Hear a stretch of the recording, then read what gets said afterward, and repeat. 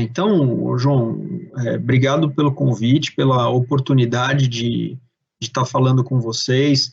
Já faz um tempo que você havia me procurado, me feito esse convite. Peço desculpas a gente não ter conseguido conciliar a agenda antes, né, para estar aí mesmo, presencialmente falando, e aí veio essa toda a questão do Covid, e, enfim, para o bem e para o mal, acabou acontecendo da gente conseguir fazer online aqui. Então, obrigado pela oportunidade, e vou cumprimentando aí toda a audiência, todo mundo que estiver acompanhando online, né, pedindo desculpa de estar sem o vídeo, realmente não sei o que aconteceu aqui.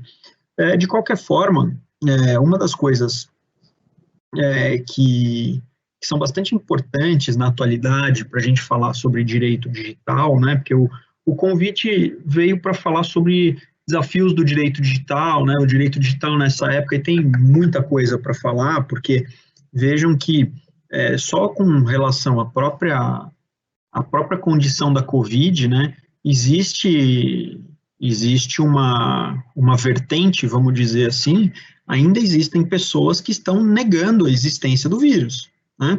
Então, é sempre muito complicado quando a gente tem uma situação como essa, porque a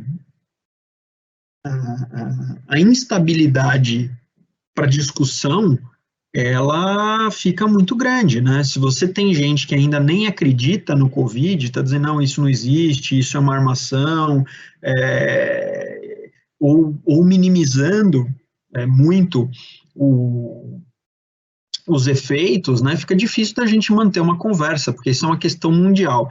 Então, uma das coisas que eu acho que são importantes para a gente discutir o direito digital, a partir dessa ideia da Covid, é entender que a nossa vida ela é permeada por aspectos políticos, né? Em algum momento a gente sempre vai ter algum contato com alguma matéria que envolva mais ou menos, maior ou menor escala, aspectos políticos. Mas, para fazer um estudo, para a gente aprender o direito digital e para a gente conseguir tomar as melhores decisões, é importante também tentar fazer uma avaliação, eu não vou dizer neutra, porque neutro é muito difícil, né? Tem gente que brinca e fala que neutro só o sabão, né? Sabão neutro. Que todo mundo tem uma certa ideologia por trás, mas é tentar enxergar as coisas, não tentando defender um lado político para a esquerda ou para a direita, mas tentar entender o que está acontecendo de fato, né? Para a gente poder resolver problemas.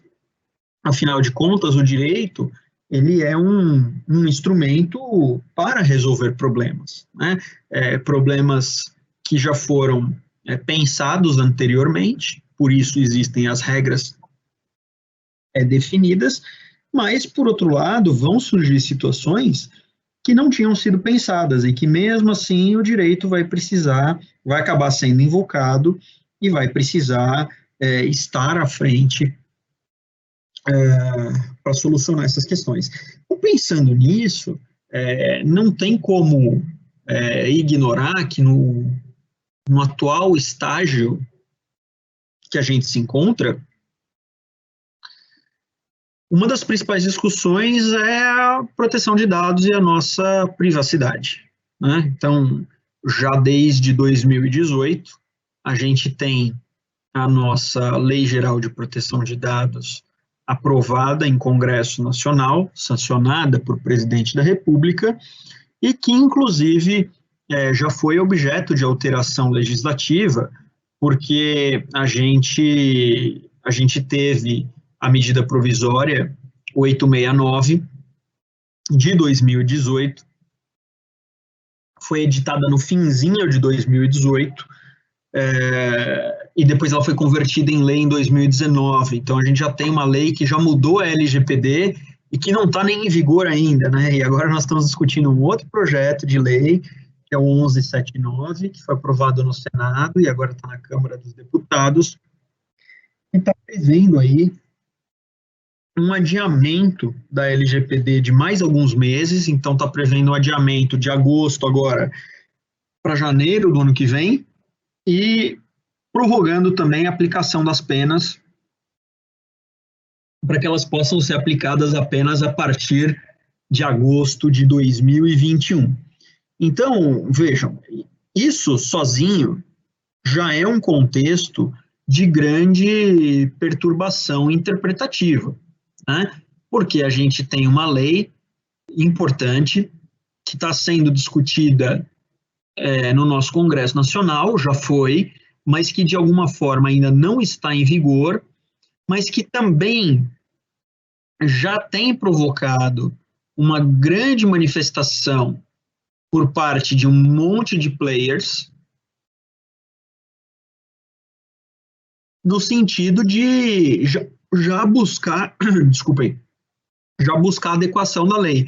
Então a gente tem uma lei que não está em vigor, mas que muitas empresas já estão seguindo e buscando adequação, e que ainda assim a gente está discutindo um atraso na sua entrada em vigor. Então é óbvio que essa situação, para fins de direito, ela é muito importante, e para fins de direito digital, ela é de uma repercussão bastante grande. Afinal de contas, a gente está falando de uma lei de proteção de dados, mas que ela tem impactos em vários setores da sociedade e em vários ramos do direito, porque a lei de proteção de dados, ela pode ser considerada uma lei civil, mas sem dúvida nenhuma dela decorrem aspectos criminais, tributários, trabalhistas e outros, né?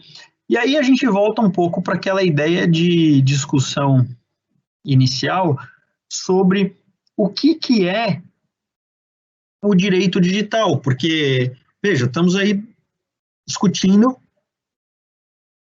o direito digital nos tempos atuais. Mas o que é o direito digital? Né? Assim, como é que a gente estabelece um marco de discussão para entender que temas são relativos ao direito digital e quais não são? Né? Como é que eu falo sobre uma coisa que eu não sei o que é? Eu quero falar sobre um unicórnio. É difícil você encontrar um unicórnio andando por aí, mas você consegue imaginar o que é, porque tem uma representação, né? Cavalinho lá com chifre na testa. Vamos falar sobre ornitorrinco. Você não vê ornitorrinco andando no meio da rua, aquele bicho estranho, mas embora você não veja, você sabe o que é, porque existe a representação. Agora, o direito digital você não vê, né? O direito digital você não vê, porque você não tangibiliza necessariamente, aqui fala aqui está o direito digital e aqui não está. Né? Então, entender sobre o que a gente está falando é uma questão primordial para qualquer assunto, gente, não só para o direito digital, né? Eu estou trazendo aqui porque é o viés do direito digital, mas todo mundo que se presta a fazer um curso de graduação, de pós-graduação, vai fazer um mestrado, vai fazer um doutorado, vai fazer uma pesquisa, vai escrever um livro, as pessoas muitas vezes discutem temas sem saber do que estão falando. E vão conversando. E a hora que você volta e fala assim, mas espera aí, o que é isso aqui? A pessoa não sabe, não consegue explicar, mas ela já deu opinião sobre tudo. Você quer ver um exemplo? Eu vou dar um exemplo aqui, e por favor, não quero que seja um exemplo ofensivo, mas muita gente fala em direito, em vez de direito digital, muita gente fala de direito cibernético. Ou em vez de crimes digitais, crimes cibernéticos. E aí por diante. E aí fala, e discorre, faz palestra, e para lá e para cá. E geralmente quem usa essa nomenclatura, eu viro e pergunto e falo assim, fulano, o que é cibernético? Me conta o que é cibernético. O que você entende que é cibernético? E não vem uma resposta. Não vem uma resposta. Porque muitas pessoas não sabem nem o significado da palavra cibernético, mas estão utilizando isso como uma nomenclatura de um ramo de direito, o direito cibernético. Ou estão classificando crimes como crime cibernético. E como é que a gente usa uma palavra para classificar alguma coisa se a gente não sabe o significado dela? Então é por isso que quando a gente fala em direito digital, a gente precisa partir de premissa, o que é o direito digital e o que não é. porque senão fica parecendo que direito digital é qualquer coisa, mas também não é nada. É tudo e não é nada, né?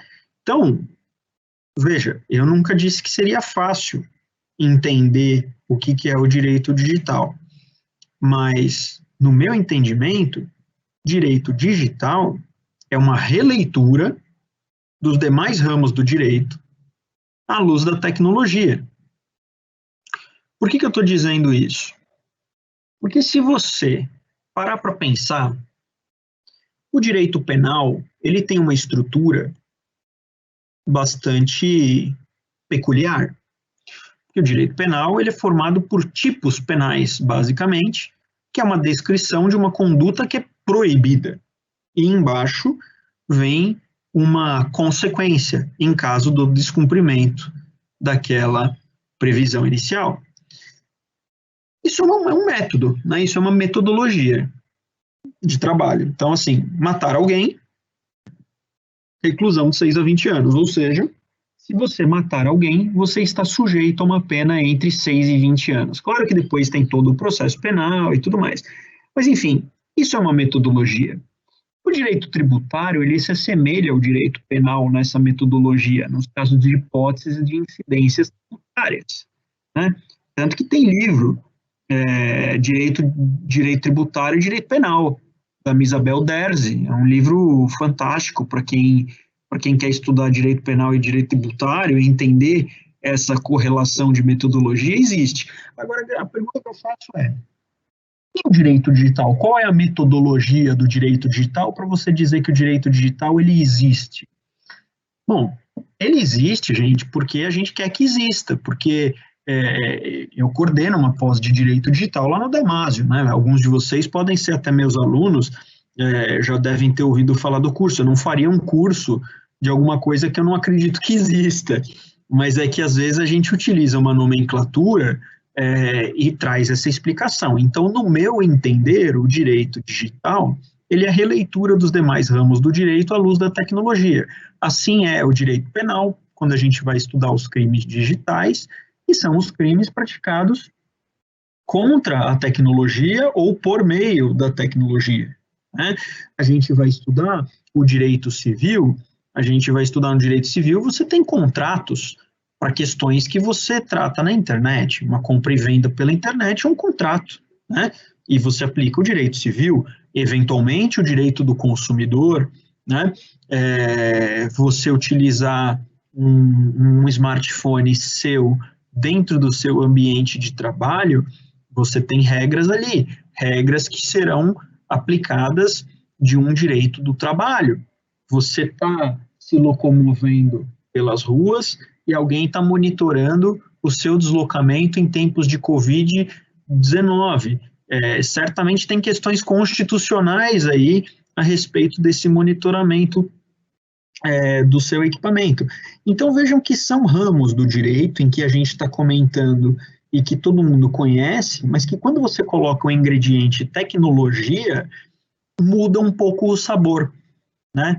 Então, eu acho que eu nunca falei desse jeito, mas vou dizer aqui agora, eu acho que pode fazer sentido. O direito digital é como se fosse um tempero que você pode colocar em uma comida e aí você pode, eventualmente, se exagerar nesse tempero, você pode mudar o sabor todo da comida. E esse sabor é a análise da tecnologia e dessas consequências da tecnologia. Por isso que quando a gente fala direito digital, a gente precisa entender do que a gente está falando. E em tempos de Covid, quantos assuntos a gente já viu debater na grande TV, na grande mídia, nos jornais, no Twitter, no Facebook, que tem relação com a tecnologia e com as questões de saúde pública decorrentes do Covid. Então, a gente encaixa várias coisas de direito digital aí, sem dúvida nenhuma, né? Hoje mesmo, mais cedo, eu acabei fazendo uma live pelo escritório, que era justamente para discutir aspectos de crime, tecnologia e saúde, né? E toda hora a gente vê, se não é com a saúde, é com questões trabalhistas ou com questões tributárias, ou até mesmo com as questões constitucionais, como eu falei, no caso dos poderes públicos estarem fazendo um monitoramento dos nossos smartphones para verificar a taxa de respeito ao isolamento social. Então, João, eu queria te deixar à vontade para ir interferindo, conversando, perguntando, ver se tem perguntas para a gente ir respondendo também o pessoal que está participando aí da live, porque assim, a partir daqui, né, a partir desse momento, a gente consegue levar a conversa para um monte de lados, né? Então, eu comecei falando da importância da proteção de dados, porque é um movimento mundial, mas aí eu voltei para um pouco para dizer o que é o direito digital, explicar e trazer alguns exemplos de como isso tem a ver também com a proteção de dados, mas eu acho que seria importante, de repente, você me ajudar a dar um direcionamento, o que o pessoal aí está esperando ouvir, o que eles gostariam de ouvir, a gente fazer um negócio informal mesmo, fazer um bate-papo aqui, ver se tem dúvidas aí, atender o pessoal que está prestigiando a nossa live. Claro, professor. Eu gostaria de agradecer a exposição inicial sobre o tema pelo doutor. Os pontos realmente são bem preocupantes, né? Aqui na região, professor, há bastante carência na seara de proteção de dados. O Covid-19 também acabou interrompendo a perspectiva das empresas aqui da região em implementarem a LGPD, né? Se o professor também puder ir comentando sobre isso, né? Como que está esse cenário em São Paulo, as dificuldades, porque eu acredito que o professor deve lidar com bastante planos de implementação de LGPD já, né?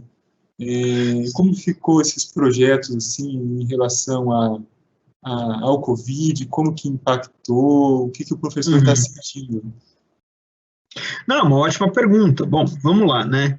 Quando a gente fala em lei de proteção de dados, uma das coisas que sempre me perguntam, e que eu acho que a gente consegue encaixar aqui para falar um pouquinho, é assim, a lei de proteção de dados, a LGPD, ela é uma lei de segurança da informação, né? É a mesma coisa que as normas da ISO, daquela normativa ISO 27000, 27001, 27002, 27701, que são as normas que falam de segurança da informação e da gestão de um programa de dados pessoais. Não, são coisas diferentes. Por quê? Porque quando a gente fala em segurança da informação, nós estamos falando em garantir a integridade, a autenticidade, a disponibilidade das informações.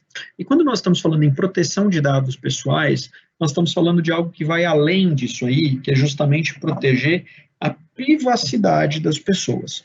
Como é que eu protejo a privacidade de alguém?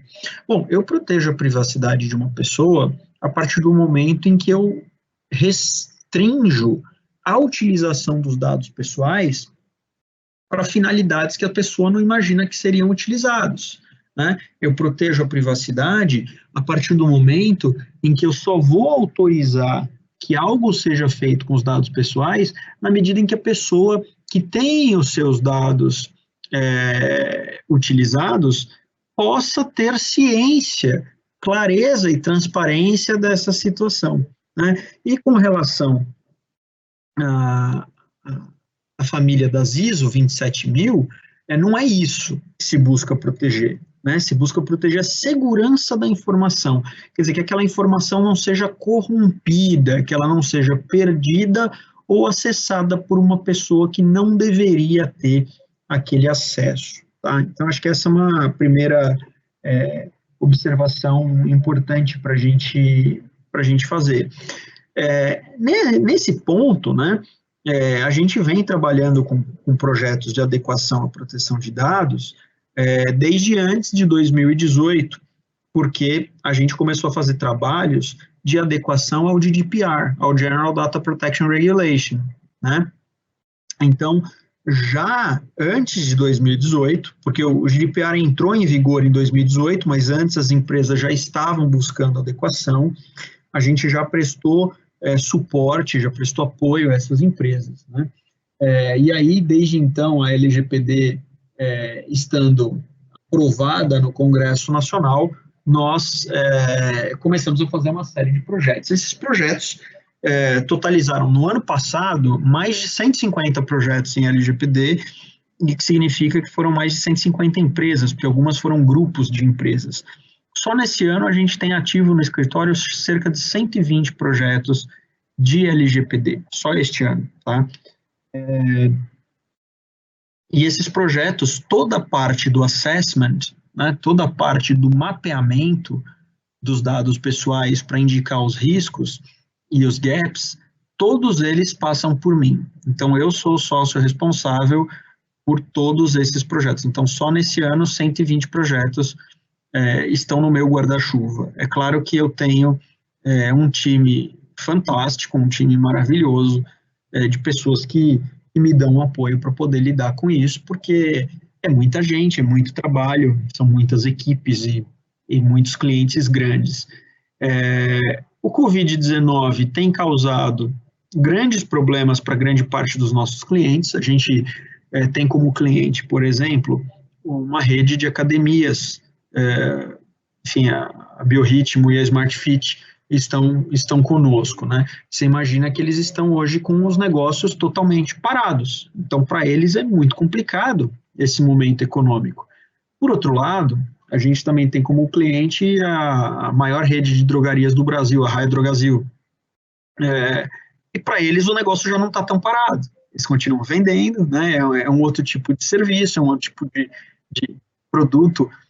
Então, são perfis de clientes que podem levar ao impacto maior ou menor do Covid-19 para questões de proteção de dados.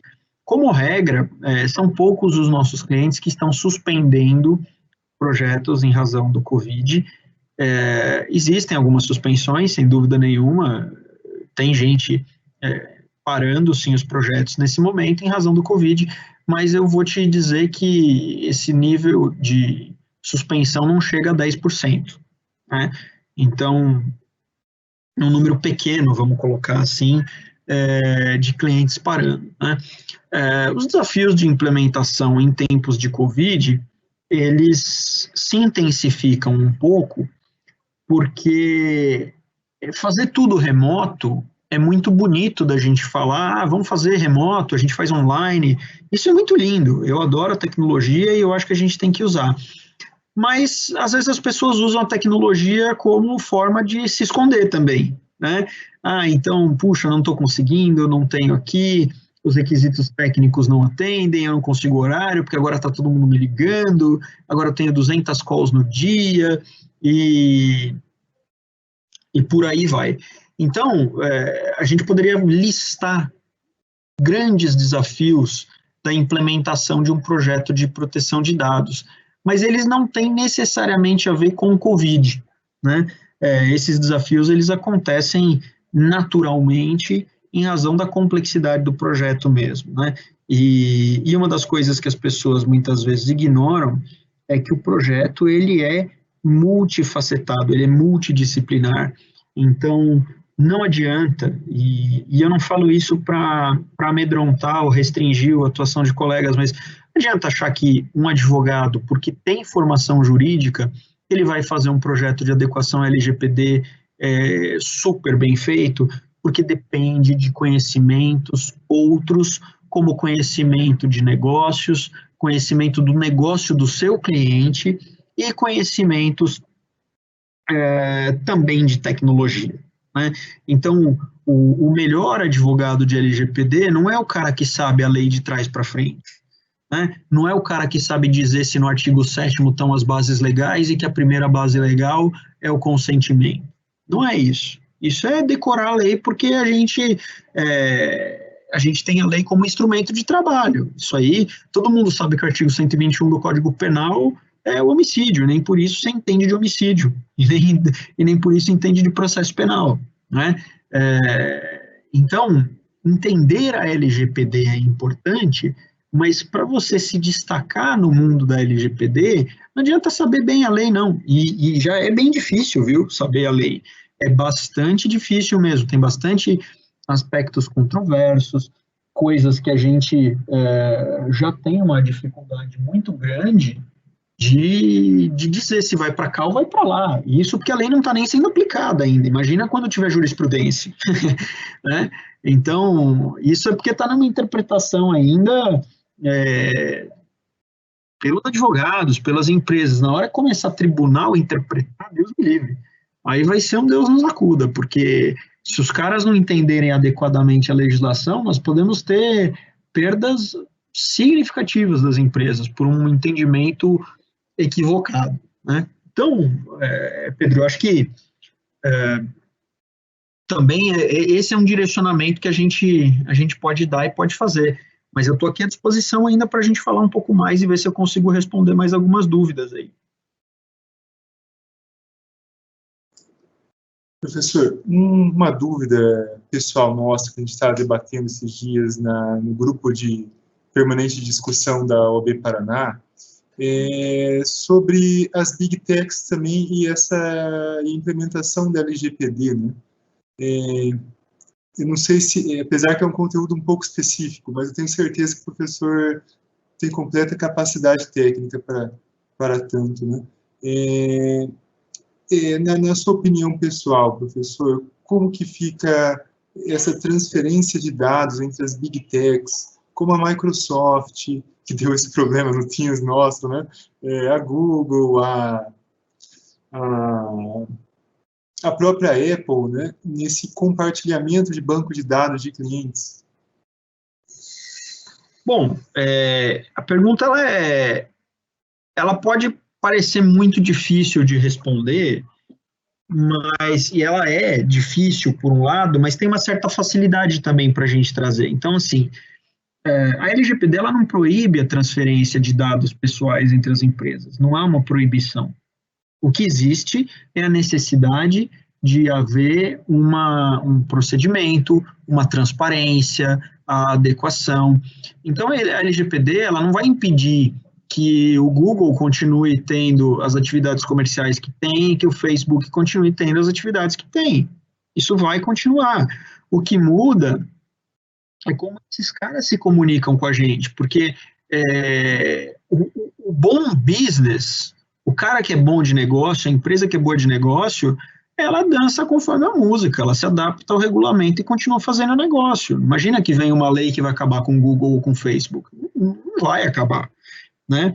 Então, assim, o exemplo que eu costumo trazer é assim, eu imagino que alguém aqui já tenha ouvido falar daquele escândalo Cambridge Analytica, e eu vou tomar um minutinho para relembrar o caso, porque foi o seguinte, um pesquisador da Universidade de Cambridge desenvolveu um quiz e subiu na plataforma do Facebook e prometia que quem respondesse esse quiz teria informações, essas informações das coisas mais irrelevantes para a nossa vida, mas que a gente gosta de saber, quem mais curtiu sua publicação, quem parou de te seguir, e aí por diante.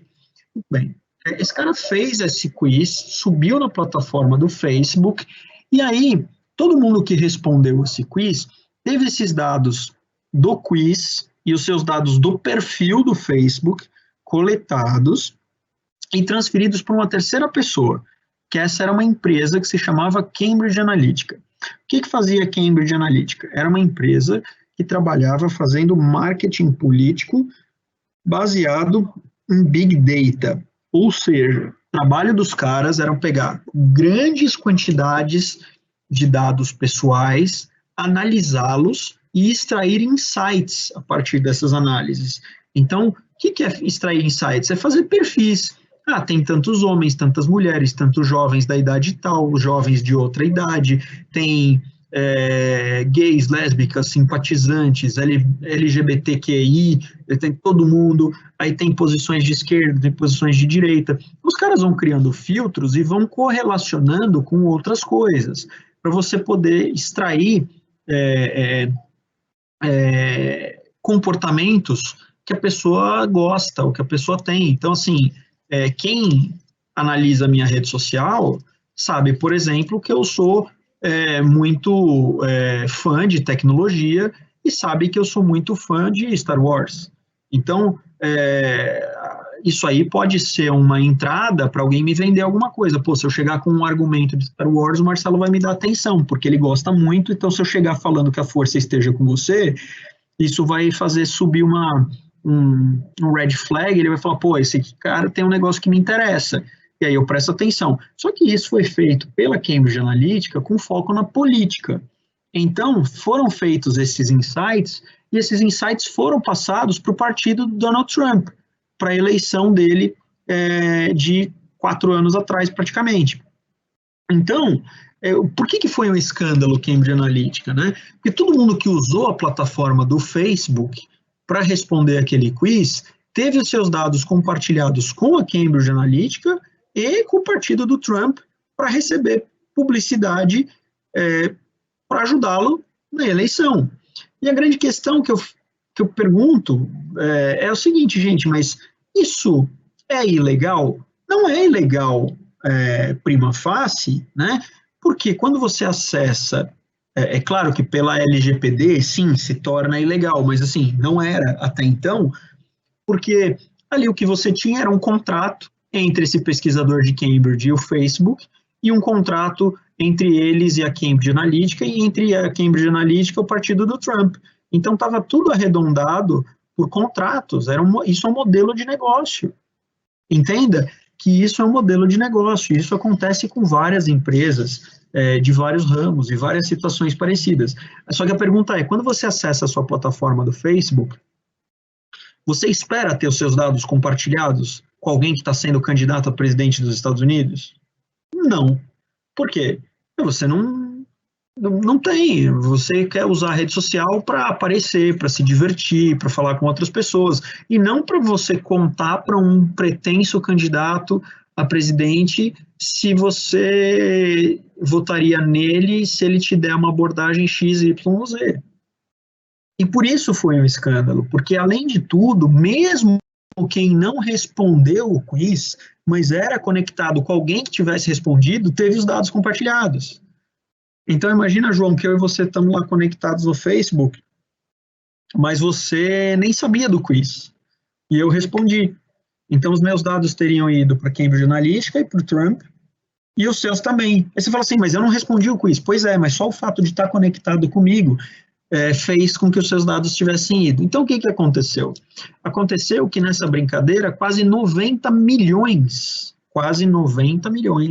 de perfis de gente que tinha o Facebook foram compartilhados com a campanha do Trump. Então, é muita gente e isso é muito obscuro.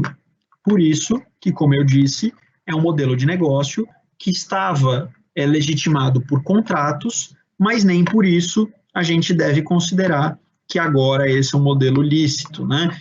Porque a legislação prevê justamente que haja transparência e que seja respeitada a finalidade no uso dos dados. Então, se você coletou os dados com uma finalidade, você deve manter esses dados tratados para aquela finalidade. Se você mudar a finalidade, você precisa de um novo fundamento jurídico.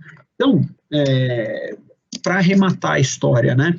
Não se trata de você falar de uma ilegalidade pura e simples, como alguém que vai lá e rouba, vamos dizer assim, um banco de dados de uma outra empresa e fala assim, agora eu tenho o seu banco de dados. Isso acontece, mas o compartilhamento entre as empresas, João, isso vai continuar acontecendo. A grande questão é que isso precisa ser mais claro para as pessoas e você vai ter que ter mais controle na finalidade, porque toda vez que você coletar um dado por um motivo e você mudar o tratamento que você está dando, você vai ter que fundamentar num outro motivo. E basicamente esse exercício é você pegar o artigo 7º da LGPD e o artigo 11, olhar as bases legais, consentimento, execução de contrato, execução de políticas públicas, enfim, e daí por diante, e correlacionar nos fluxos, né? Então, como é que fica com as Big Techs? Fica. Agora, eles vão continuar infringindo a lei. No Google, no caso do Google, na União Europeia, o Google já foi multado em bilhões de euros, né? Então, não é que os caras fizeram adequação, claro que eles fizeram adequação e gastaram dinheiro com isso, mas isso também não impediu que eles tomassem multas altíssimas. Então, o cenário é um pouco esse. Não é que vai haver uma proibição de se tratar dados pessoais objetivamente, falando, ninguém mais vai poder fazer isso. Não é assim, né?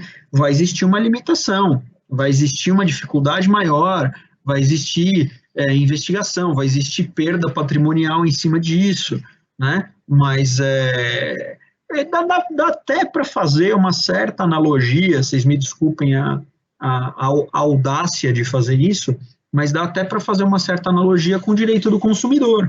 O fato de ter um CDC não impede que tenha empresa que descumpre o que está contratado, que deixa de te entregar no prazo combinado, que te dá golpe, quer dizer, continua tendo, e o Código do Consumidor está aí. E isso melhorou muito a condição das empresas em geral? Sim, mas basta você ir num shopping center para você ver que um monte de vitrines tem lá os produtos e não tem o preço. Isso é contra o Código do Consumidor, porque tem que ter o preço na vitrine, e um monte de vitrine não tem, ainda hoje. Então, com os dados pessoais, é um pouco disso também. Linda apresentação mesmo, hein, professor? Belíssimas palavras, belíssimo exemplo do Cambridge Analytica. Outra dúvida também, professor, no interior, como Paranavaí é uma cidade situada próxima a Maringá, bem interiorana nesse aspecto, teremos em breve as eleições municipais, né? E isso é um grande evento, tanto para partidos políticos, quanto para alguns advogados que militam no direito eleitoral, né? Mas também para cybercriminosos, para pessoas que têm essas intenções de burlar as eleições e realizar esses aplicativos, às vezes alguns mais ilícitos também, como uma licitude questionável pelo caso Cambridge. O professor poderia comentar algo sobre as eleições municipais, as fake news, esses demais dados? Sim, claro. É assim, essa é uma condição, uma situação bastante importante que você comentou. Eleição municipal movimenta bastante, inclusive a economia, né, de municípios menores, porque você vai ter, e ainda tem a impressão dos santinhos, né, o aluguel do carro de som, tem a publicidade toda, tem um monte de coisas aí que você tem gastos na eleição municipal. O que acontece é que todo mundo tem que respeitar a LGPD, não tem exceção, né? Só que aí tem uma questão, se a LGPD não estiver em vigor em agosto, portanto, se ela for adiada para 2021, não se aplica aos partidos políticos, aos prestadores de serviço esse ano. Se a lei estiver em vigor, se aplica. E a grande questão que a gente tem com relação a isso aí é os bancos de dados dos pretensos eleitores. Como é que alguém te aciona e diz assim, vote no fulano, vote no Beltrano, vote em um, vote em outro, não vote nesse cara, e começam a chegar aqueles e-mails com correntes e com situações muitas vezes até mentirosas a respeito de um candidato, de outro, tentando macular a imagem. Isso certamente seria afetado pela LGPD, porque a pessoa, por exemplo, o partido político, ele não pode simplesmente obter uma base de dados comprada, vamos colocar assim, e fazer um disparo de e-mail para aquela base de pessoas. Ele precisa ter uma formação da sua base legítima, e essa formação legítima vai depender justamente das bases legais do artigo 7º do artigo 11, entender o fluxo de dados pessoais. Então, se a gente vai fundamentar isso no consentimento, se vai fundamentar isso numa execução de contrato, e daí por diante. Então, vai ter um impacto, a LGPD se aplica aos partidos políticos também, que também precisam estar adequados, e já existia uma certa manifestação de que os partidos estavam querendo adiar mesmo a LGPD deste ano para não pegar as eleições municipais e terem aí, digamos, mais 4 anos para poder se adaptar, pelo menos os partidos, para as eleições municipais. Então, isso é um pouco do que está acontecendo, mas a rigor, ninguém está isento de cumprir a legislação, nem o poder público, inclusive.